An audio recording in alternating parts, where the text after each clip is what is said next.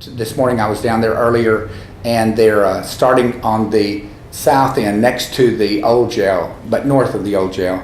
They're smoothing it out down there, so where they had a deeper hole dug and they were finding things, now that's been removed, and now they're smoothing it out, getting ready to put the topsoil back on that the building soil, and so that's good. And then they'll be going north from there gradually as they pull out the soil, take it away, and bring in the good soil. So that's happening right now. Things looking good. They found quite a number of things. Yes, I was going to say Sodalco, they've done these kind of projects. They've got to be familiar with digging in places and coming up with stuff.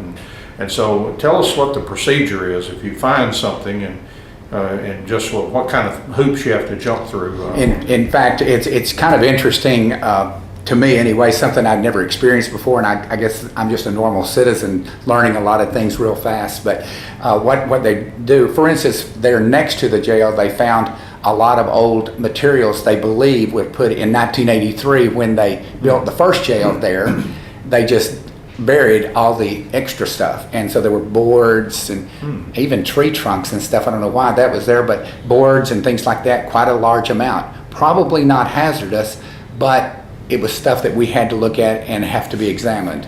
Of course, we already know, I told them a week or so ago about the railroad tracks being found and all of that, and that's still going to be, we think, occurring all the way to Houston Street. So we'll probably be found those as we expand going north. Some of that is probably going to be at least tested, but so far not too bad. However, we did find one area that appears to be some lead in it. They're very concerned about that, and that has to be disposed of in a particular place.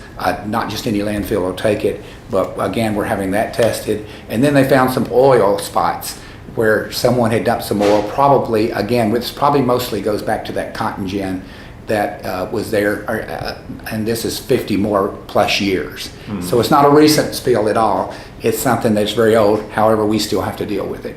So we're just finding things and moving along, but it hadn't hampered the progress too much. I'll say there's probably, again, Sodalco, with their experience, they know, what steps they have to go through to get everything cleared environmentally, because obviously there's always a lot of concern with, you talk about oil spills and lead. That's two bad things right there. Yeah, we can't have that. And in fact, what has happened is if we'd gone out in the country and built, we'd have paid a lot of other expenses to be able to move out and do all those things. So we knew there would be some expense here, and actually it's in the budget. And so far, we're within our budget for this particular product. For instance, we had to hire in someone called Apex Geoscience Incorporated, and this morning, this is what I've been reading, is all about our environment down there to make sure that we're covered and protected. And so they're doing everything they can to protect the environment, at the same time meet everybody's standards and get us to jail in as quickly as we can. I have a feeling that paperwork's going to grow a little bit. I've already thrown away a lot, so this is a building block. But anyway, hopefully everything's smooth. We have a meeting this afternoon over this to make sure that everything's okay.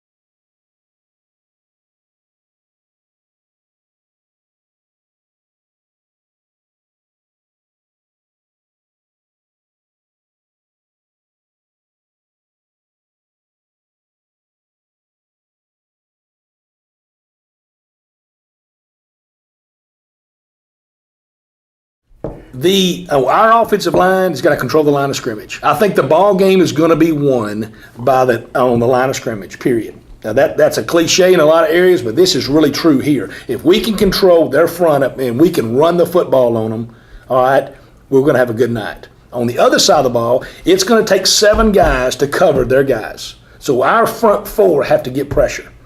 That's the key. That's the bottom line. Now, our defensive line has played extremely well the first 2 weeks. We're undersized, but we've held up against big guys, against Heath, which is a very good offensive line. But that's the whole deal. To me, and that's what I told the kids, it's O-line, D-line stuff. Skilled kids are skilled kids. Yes, we got to make plays. We got to do this. We got to do that. But the bottom line this week especially, that's the key. Because if we can control them and keep them from blitzing us and messing up on all these different defensive fronts and run the football, and then take our shots when we need to take them, that's the key to the ball game. So there's the skinny, there's the cheese, whatever you want to call it. So if anybody really knows what they're doing, they can watch that and see how that comes out, and that should be the end of the score. But and it goes back to take care of the football, don't turn it over, all those things.